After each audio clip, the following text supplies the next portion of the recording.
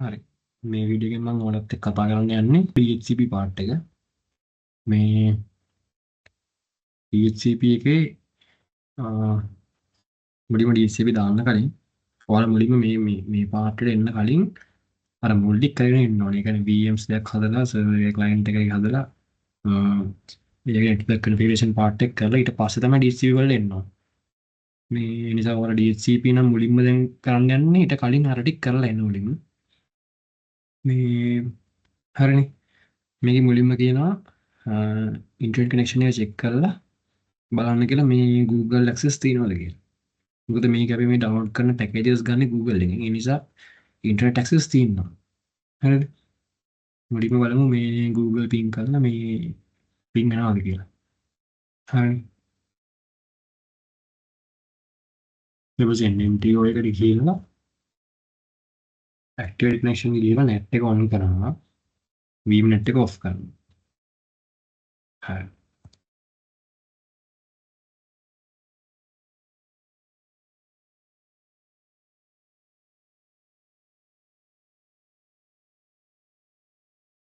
දැන් අපි ping කරනවා ping -C4 -C4 කියන්නේ C කියන්නේ count එක 4 කියන්නේ හතර පාරක් යන්න කියන එක. දැන් data packets හතරක් යවනවා. අපිට මෙතන පහක් දුන්නොත් එහෙනම් පහක් යනවා. කැමති count එකක් දෙන්න පුළුවන්. මේ 4 කියලා දීලා google.com. හරිනේ. Google ping වෙනවා. හරි. දැන් කරන්න තියෙන්නේ මෙන්න මෙතන මේ base URL එක කියන්නේ repository එකට ගිහිල්ලා මේ mirror list කියන මේ ෆයිල් මේ line එක මේ ෆොටෝ එකේ තියෙන්නේ. ඒක කමෙන්ට් කරලා ඊට යට තියෙන line එකට base URL කියලා තියෙන්නේ. එතනට ගිහිල්ලා ඒක uncomment කරලා මෙන්න මේ vault CentOS org කියන මෙන්න මේ line එක දානවා. මේ image එකේ තියෙනවා වගේ mirror list කියන ෆයිල් එක කමෙන්ට් කරලා මේ තියෙන මෙතන තියෙන correct කරපු ෆයිල් එක මේ විදිහට හදාගත්තා නම් හරි. හරිද?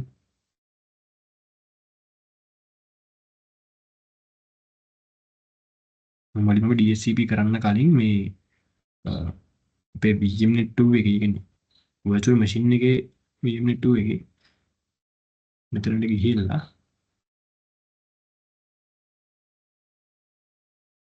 change settings ගිහිල්ලා මෙන්න මේ DHCP එක off කරගන්නවා. මෙතන මේ DHCP කියන එක off කරනවා. කරලා apply නේ.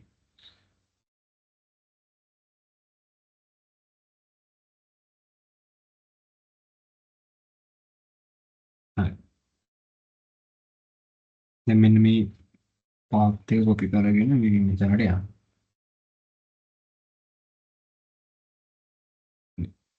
දැන් මේ ෆයිල් එක ඇතුලේ ඉන්නේ. දැන් මෙතන හොම ගිහිල්ලා දැන් හතරක මේ mirror list කියන මේක තියෙනවා. හරිද? මේ මෙතනට ගිහිල්ලා insert එක ඔබන්න. එක්ක insert එක්ක i එක. හරිද?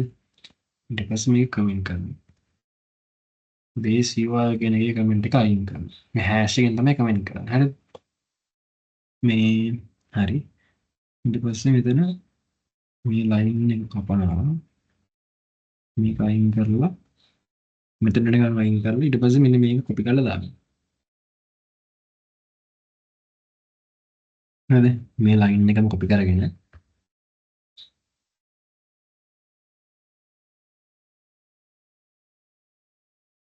මෙතනට paste කරගන්න.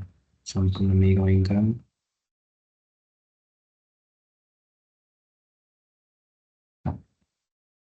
ඒ වගේ මේ දැන් හතරක් තියෙනවා හතරම කරන්න. මෙතන තියෙනවා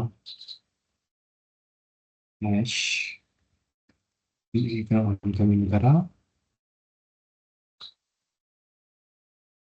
line එක මයින් කරා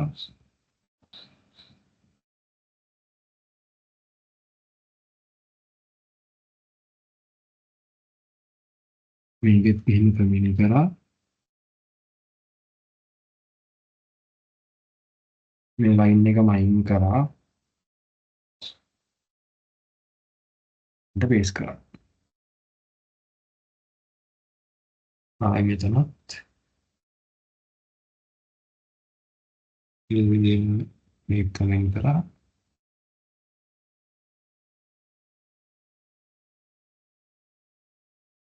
මේ අයින් කරා. දැන් හරිනේ. හරියට බලන්න ගානට කමෙන්ට් කරනවද අන්කමෙන්ට් කරන ටික අන්කමෙන්ට් කරනවද ඉතින් ගානට බලන්න තියෙනවද කියලා හරියට. ඊට පස්සේ escape එරුවා :wq exclamation end. අපි මේ edit කරපු ෆයිල් එක දැන් මේ සේව් කරගත්තා. wq කියන right hand quit කියන එක. හරි. මේ හරි. ඒ ටික හරිනේ. හරිද? ඊට පස්සේ තියෙන්නේ මේ මෙන්න මේ කමාන්ඩ් එක රන් කරගන්න. ක්ලීන් කරලා මේ කැෂ් ටික මේක කරලා අප්ඩේට් කරගන්න. හරි. මෙන්න edit කරා. යම් cleaning all. හරි. හරි. ඊපස්සේ මේ කැෂ්.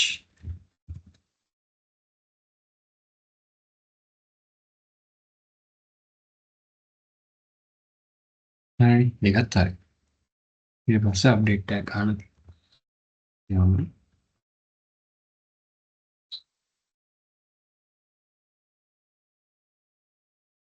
හරි.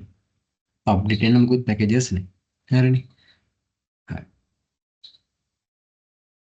දැන් ගන්න DHCP ඩවුන්ලෝඩ් කරන්න යන්න. හරිද? අපි මේක කරානේ DHCP settings මේ ඔෆ් කරා VMnet 2 එකේ. හරිද? දැන් DHCP install කරමු. මෙන්න මේ කමාන්ඩ් එක රන් කරන්න තියෙනවා.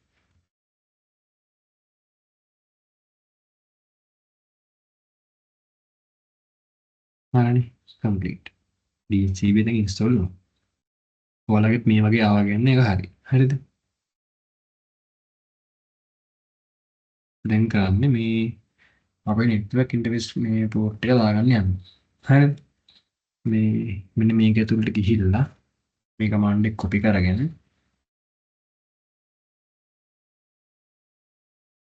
ආයෙත් කලින් මුලින්ම මේ NMTUI එකට ගිහිල්ලා edit connection ගිහිල්ලා බලන්න VMnet 2 එකේ මොකද්ද තියෙන නම කියලා.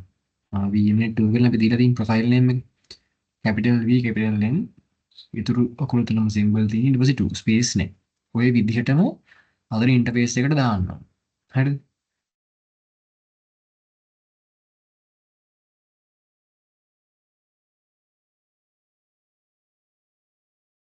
VMnet එක on කරගෙන net එක off කරගෙන VMnet එක on කරගෙන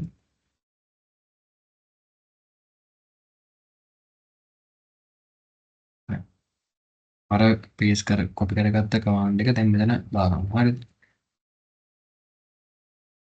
මේක තුලට ගියා. මෙතන අරටම ඇවිල්ලා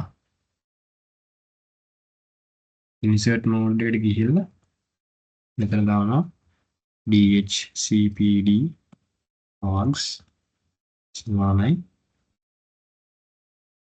අපේ interface මේ name VMnet. හරි. escape කරා save and exit. wq exclamation. හරි. මේ විදිහට දාගත්තනේ. දැන් කරන්නේ මෙන්න මේ sample file එක මේ මෙන්න මේ path එකට copy කරගන්න යන්න. හරිද? මුලින් අපි ඒකට යමු මේ path එකට. මෙන්න මේක copy කරගෙන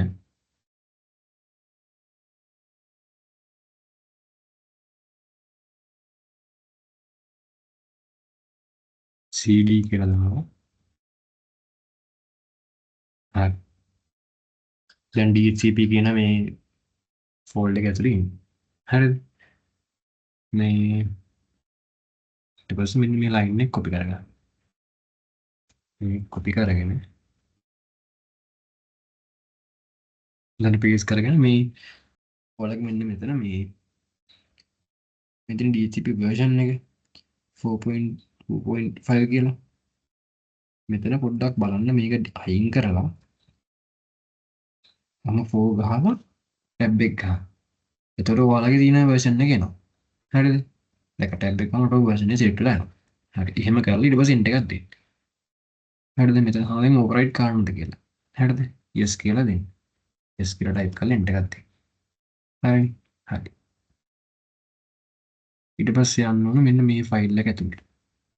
DHCPD conf කියන එක. මම මේකේ මුකුත් මේ එක්ස්ප්ලেইন කරන්න යන්නේ නැහැ. මොකද එහෙම කරොත් එහෙම ලොකු වෙලාවක් යනවා. මම ඔයාලට DHCP දාගන්න විදිය තමයි මේ ස්ටෙප් බයි ස්ටෙප් කියලා දෙන්නේ. හරිද? මේක මම මුකුත් එක්ස්ප්ලනේෂන් කරන්න යන්නේ නැහැ. ඔයාලට පුළුවන් මේ ලැබ් ෂීට් එක රිෆර් කරලා මේ ඒ ටික පොඩ්ඩක් ඔලුවට ඉගෙන දාගන්න කොහොමද තියෙන්නේ මේකෙන් මොකද්ද වෙන්නේ කියලා එහෙම අයිඩියා එකක් ගන්න පුළුවන්. හරිද? මම මේකෙන් ඒව මුකුත් කියලා දෙන්න යන්නේ නැහැ. මම කරන්නේ DHCP දාගන්න දේ තමයි කියලා දෙන්නේ. හරිද?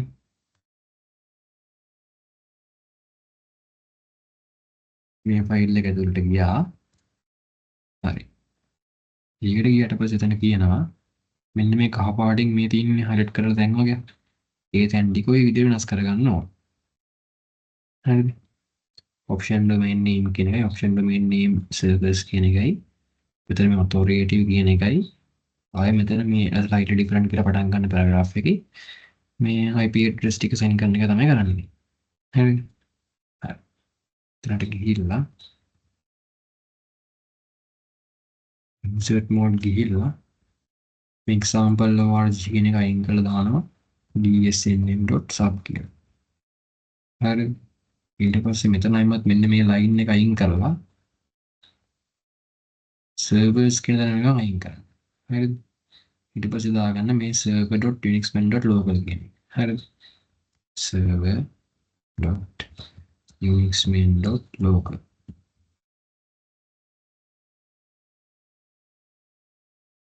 හරි මේකත් හරි. ඊට පස්සේ ආයෙ මෙන්න මෙතන මේ තියෙන authoritative කියලා එකක්. මෙතනට ගිහිල්ලා ඒක කමෙන්ට් කරන්න තියෙන්නේ. ඒක අන්කමෙන්ට් කරනවා. ඊට පස්සේ මම පල්ලෙහාට ඇවිල්ලා අර ස්ලයිඩ් ඩිෆරන්ට් කියලා පටන් ගන්න පැරාග්‍රාෆ් එක හොයාගන්න. මේ තියෙන්නේ. හරි. මෙතනට ගිහිල්ලා මෙතන දෙනවා සබ්නෙට් එක 10.0.1.0 bit mask එක දෙනවා 255.255.255.0. හරි. රේන්ජ් එක දෙනවා මේ තමයි DHCP කරන්න දැන් අපි. DHCP කරන්නේ manually මේ හිතන IP ටිකට අපි ඔටෝමැටික් දෙනවා මේ IP රේන්ජ් එක. මේ එතකොට එයා ඒක ගන්නට කම්පියුටර්ස් තින ගන්න ඔටෝ සයින් කරගන්නවා. අපි දැන් මේ දෙන රේන්ජ් එක ඇතුලේ ඕන කම්පියුටර් එකකට මෙයා මේක සයින් කරනවා ඔටෝමැටිකලි. හරි. 10.0.1.20 10.0.1.30. හරි. හරි. ඒකත් හරි. ඊට පස්සේ මෙන්න මෙතන මේ නම් දෙක දාන්න ඕන. Unixman local එක DSNM sub කියන එක දාලා gateway එකයි broadcast address එක දෙන්න. හරි.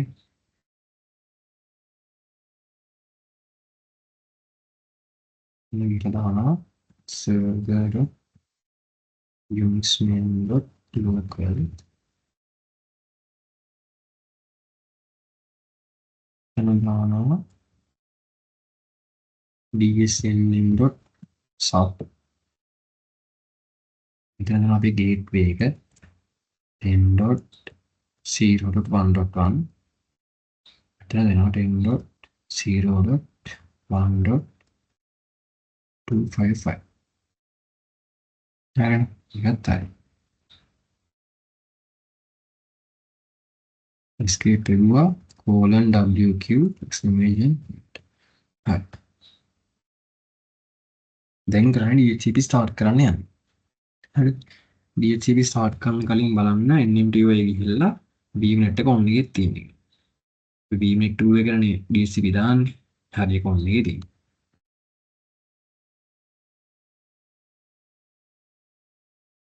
දැන් අපි දානවා service DHCPD start. හරි start වුණා. ඊට පස්සේ කියනවා ස්ටාර්ට්අප් එකේ DHCP on කරගන්න ඕන නම් මෙන්න මේක දාන්න පුළුවන්. ඒතර මේක on එකේදී DHCP එක ඔටෝ on වෙනවා. හරිද? chk config DHCPD on. හරිනේ.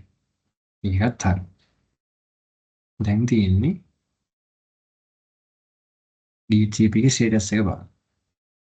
බලමු system ctl ස්ටේටස් DHCPD බලන්න අපේ DHCP එකද ඇක්ටිව් තියෙන්නේ. මේ රතු පාටින් හොයන මේ warning එක ගණන් ගන්න එපා ප්‍රශ්නයක් නැහැ. මේ ගණන් ඇක්ටිව් කියලා තියෙන්නේ. හරි.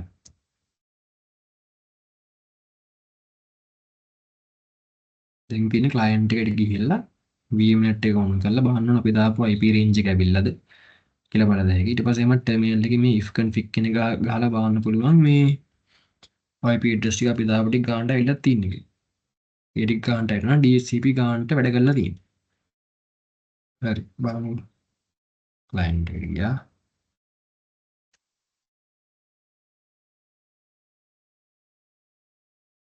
client එකට ගියා. මෙතන මේ menu bar එකේ දකුණු පැත්තට තියෙන menu bar එකේ network button එක click කරලා settings වලට යන්න.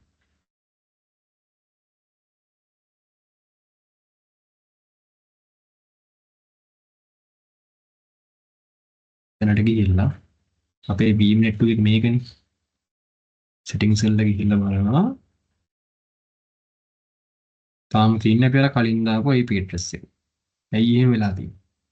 එහෙම වෙලා තියෙන්නේ අපි මුලින්ම ගාම මෙතන දැන් IPv4 settings වල manual නේ දීලා තියෙන්නේ. ඒක අපි automatic කෙනෙකුට දෙන්න. හරිද? දීලා apply කරන්න ඕන. apply කරලා ඊට පස්සේ මේ බටන් එක දෙතුන් පාරක් කොහොම on off කරන්න. ඊට පස්සේ ගිහින් බලුවම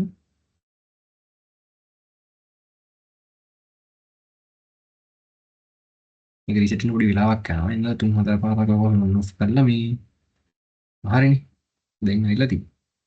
අපි දීපු range එකේ මුල් IP එක ඇවිල්ලා තියෙන්නේ. හරි කියන්නේ DCP ගානට වැඩ කරලා තියෙන්නේ. ආයෙත් උඩ හම්බ බලලා ඒකෙන් මෙතනට nail එකට ගිහිල්ලා